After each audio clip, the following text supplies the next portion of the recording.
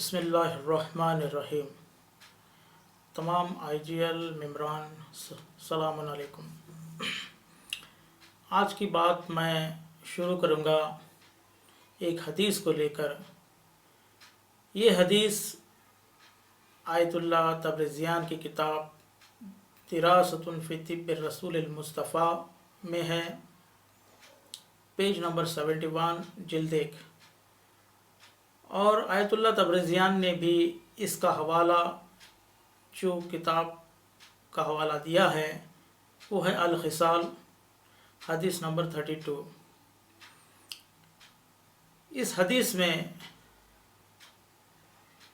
रसूलुल्लाह सल्लल्लाहु तआला अलैहि वसल्लम ने फरमाया, ला तकरहु ज़ुकाम फ़इन्नहु अमानु मिनल जुज़ाम। ज़ुकाम का इलाज ना करो या जल्दी ना करो, क्योंकि ये जुज़ाम से बचाता है। जुज़ाम यानी लेप्रोसी, और ज़ुकाम तो एक वायरल इफ़ेक्ट से होता है, आप जानते हैं। ज़ुकाम जिसको भी हो जाए उसके जो सिम्टम्स होते हैं वो सिम्टम्स बुखार होती है, खांसी होती है, रतूबतें नाक से निकलती हैं, आँख से भी निकलती हैं, और छींकें आती हैं। ऐसी बहुत सी हदीसें हैं जिससे ये पता चलता है कि कुछ जो ऐसी जो बीमारियां हैं जो ज़्यादातर वायरल इफ़ेक्ट होती है, उसका जल्दी इलाज ना करने का हुक्म हुआ है। जब इस पर तहकीक की तो पता चला कि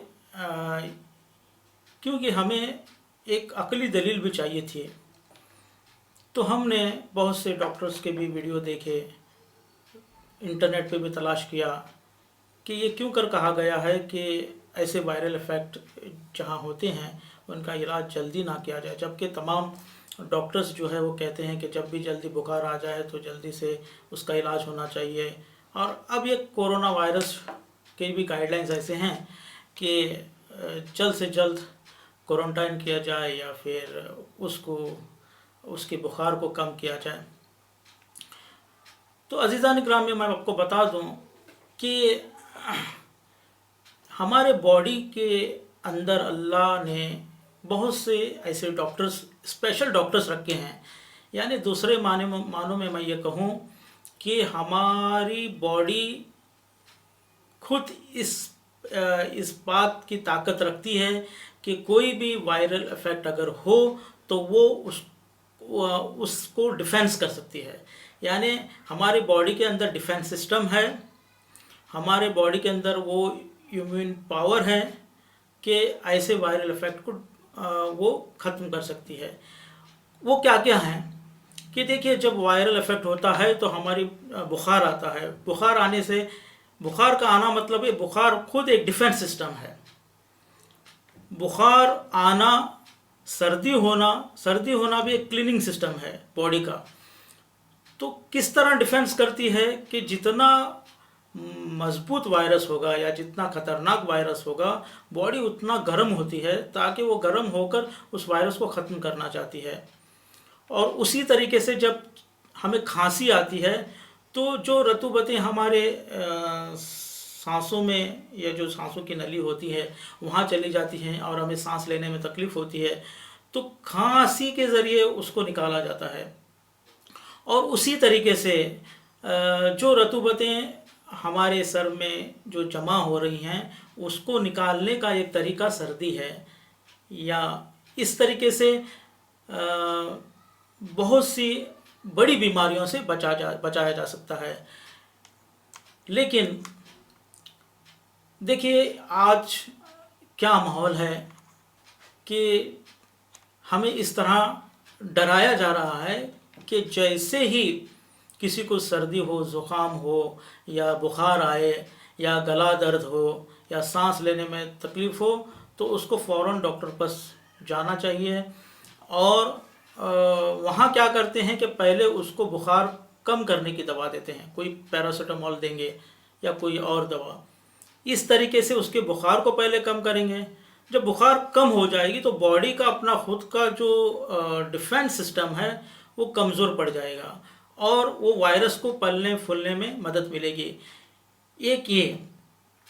दूसरी बात, हमारे बॉडी को हमको चाहिए कि ना इम्यून सिस्टम हमारे बॉडी का बढ़ाना है।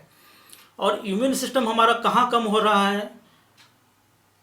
जब इंसान डिप्रेशन में आता है तब इंसान का जो इम्यून सिस्टम है वो कमज़ोर हो जाता है। जब इंसान डर जाता है तब भी इम्यून सिस्टम कम हो जाता है। जब उसको ताज़ा फल और वेजिटेबल्स ना मिलें तब भी उसका इम्यूनिटी सिस्टम कमज़ोर हो सकता है। उसी तरह रोशनी, फ्रेश एयर और लाइट ना मिले तब भी ऐसा हो सकता है।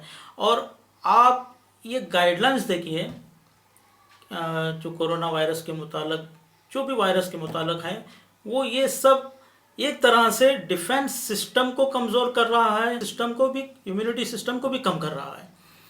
तो इसके लिए आप देखेंगे कि कोरोना वायरस से लोग कम मरेंगे, लेकिन ये जो गाइडलाइंस है उसके वजह से और ये लॉकडाउन की वजह से ज़्यादा लोगों की मौत होगी। आइए चलते हैं दूसरे मरहले में। हम अब बात करेंगे कि हम जब ऐसा कोई वायरस अटैक हो या कोई वायरल बीमारी हो जाए तो हम क्या कर सकते हैं। तो यहाँ पर दो चीज़ें हमको करना है। एक, बॉडी का डिफेंस सिस्टम को मजबूत करना है और बॉडी की इम्यूनिटी बढ़ाना है। डिफेंस सिस्टम बॉडी का क्या है कि जो बुखार है वो खुद एक बॉडी का डिफेंस सिस्टम है, जो सर्दी है वो बॉडी का एक क्लीनिंग सिस्टम है, डिफेंस सिस्टम है। ये आप जान लें, इनका इलाज जल्दी ना करें। दूसरी बात, इम्यूनिटी सिस्टम को बढ़ाएं। इम्यूनिटी सिस्टम के बढ़ाने के लिए जो इस्लामिक मेडिसिन में इम्यूनिटी के लिए बढ़ाने के लिए जो दवाएं हैं, वो इमाम काजिम की जो दवा है वो एक बहुत बेहतरीन है। उसके बाद जामे पिल और दोसी नेक है जो सियादाने और असल से यानी शहद से बनाई जाती है। इसके बाद आपको चाहिए कि फ्रेश फ्रूट्स, वेजिटेबल्स भी खाते रहें और खुश रहें। ज़्यादा खुश रहना इम्यूनिटी सिस्टम को बढ़ाता है और लोगों को अपने बातें, अपने गम शेयर करते रहें, मिलते मिलाते रहें। देखिए, ये सब चीज़ें जो मैं कह रहा हूँ वो इम्यूनिटी सिस्टम को बढ़ाने की हैं। और क्वारंटाइन जो है, अकेले से एक इंसान को एक जगह बंद करना, ये इम्यूनिटी सिस्टम को घटाने की चीज़ है। तीसरी बात, अगर ऐसा है तो ये जो गाइडलाइंस हैं वो किसकी तरफ से हैं, ये क्यों ऐसी गाइडलाइंस दी गई हैं? तो मैं आपको बता दूं कि जो वर्ल्ड हेल्थ ऑर्गेनाइजेशन है उसकी तरफ से ये गाइडलाइंस हैं जो इंडिया भी फॉलो करता है। और बहुत सी जगह ऐसा लॉकडाउन हो रहा है। मुझे नहीं मालूम लॉकडाउन से कितना लोगों को फ़ायदा हो रहा है, लेकिन अगर लॉकडाउन के नुकसानात को अगर देखा जाए तो ज़रूर ये पता चलेगा कि लॉकडाउन की वजह से और ये जो WHO के गाइडलाइंस हैं उसकी वजह से बहुत ज़्यादा लोग इस गाइडलाइंस और लॉकडाउन की वजह से मरे हैं बनिस्बत कोरोना वायरस के। वायरस तो हमेशा आते रहेंगे, जब से हज़रत आदम अलैहिस्सलाम दुनिया में आए हैं वायरस दुनिया में है ही है और वो इफ़ेक्ट होते रहेंगे। लेकिन उसी तरीके से अल्लाह ने भी डिफेंस सिस्टम को भी बनाया है, इम्यूनिटी सिस्टम को बढ़ाने के लिए चीज़ें भी बनाई है।